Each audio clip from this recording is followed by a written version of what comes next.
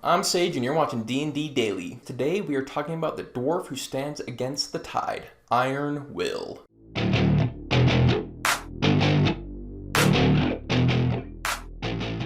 In order to play Iron Will, you are going to be a Hill Dwarf, Way of the Long Death monk with the Dwarven Fortitude feat.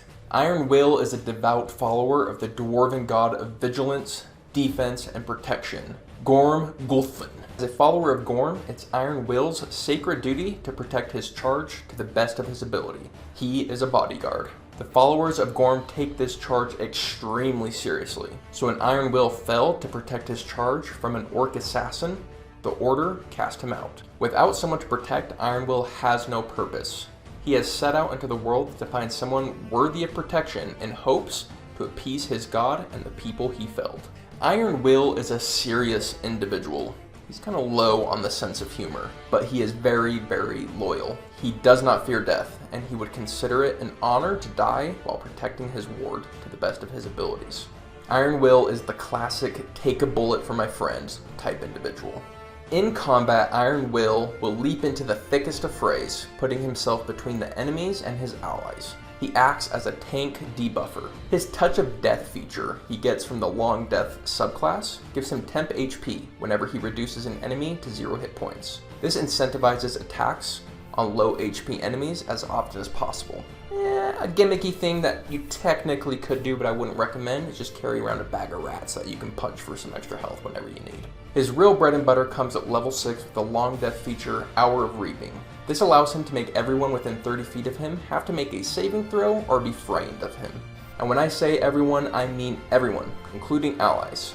So his positioning before he uses this ability is super important.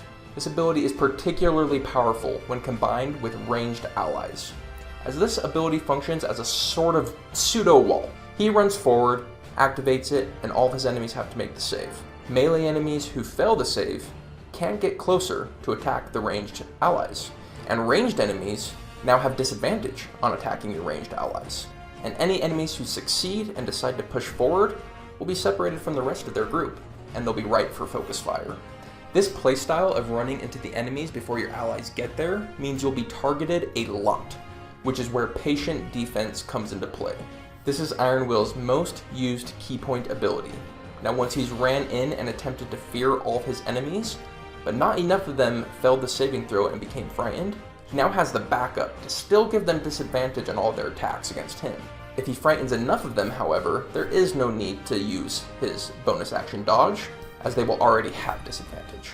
On top of this, whenever Iron Will takes the dodge action, he can spend a hit dice, plus his con modifier, to heal while in combat, thanks to his Dwarven Fortitude feature. When you combine frightened, dodge, healing, and a natural health boost from being a Hill Dwarf, you have one hard to kill monk on your hands. Out of combat, Iron Will is always on guard and vigilant. Take proficiency in perception to embrace this mechanically. Between high wisdom and perception proficiency, he makes for an excellent lookout. Another ability he gets from his background is insight. He would always be looking for ill intentions towards his ward, and thus reads between people's words. He can act as the party's lie detector. During Iron Will's downtime, he would act as bodyguard at all hours and at all times for his chosen ward. This will likely end up being a party member who he decides to follow and watch their back.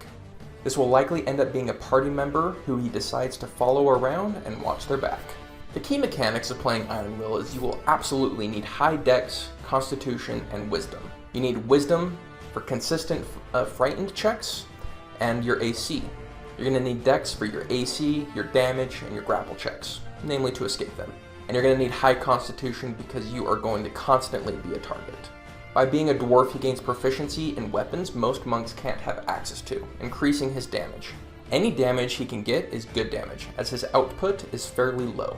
It would be awesome if Iron Will could pick up the Sentinel feat, as it would allow him to be more sticky and people couldn't just run past him. However, because he needs Dex, Constitution, and Wisdom all to be high, it's going to be tough to find a spot where you can take that feat without losing out on your very important ability scores. Which leads us into Iron Will's weaknesses, which one of those is how ability score dependent he is. Being grappled is another weakness of his. Did you know that if you're grappled, you lose all the benefits of your dodge action instantly? So in other words, if you're surrounded by a mob, which if anyone is going to be surrounded by a mob, it's going to be Iron Will, and just one of them manages to grapple you, the rest no longer have disadvantage on their attacks. Make sure to get proficiency in acrobatics to avoid this. Plus, it's just fun to do stunts. Another weakness of Iron Will is that his playstyle is inherently risky. Running into crowds of enemies alone tends to get one killed. He also has low charisma, intelligence, and strength as a byproduct of needing the other 3 stats so badly. And by being a monk, his offense is overall low. Iron Will's last and potentially biggest weakness is that if his saving throws to make everyone frightened fail, then the enemies can simply just run past him and go attack his allies directly, making him a pretty useless bodyguard. The only thing he can do is kind of lightly smack someone with his axe, but they will have no issue getting over there.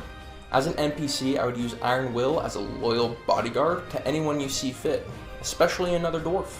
If you're wanting to use him as an antagonist, have him guard the dictator dwarf king. If you're wanting to use him as an ally, have him be the bodyguard of the regal dwarf king. And you can also mix it up and have him defend some elves. I don't know, it's your life, do what you want. Now the key note to hit while playing Iron Will is to embrace an almost suicidal mindset. He is someone who is willing to be a physical wall between the horrors and dangers of the world and those who he deems worthy to protect. If you're going to play Iron Will, I wouldn't expect to survive the campaign personally. Thank you all so much for taking the time to watch to the very end. We want to hear from you. What did you think of this video? What would you do to make Iron Will better? What would you do to make him more flavorful? Let us know in the comments below. And on the next episode of D&D Flavor Builds, we're going to be talking about the tactical genius with a hidden agenda, the Eye of Wolf. Hit that subscribe button because you're not going to want to miss it. Later.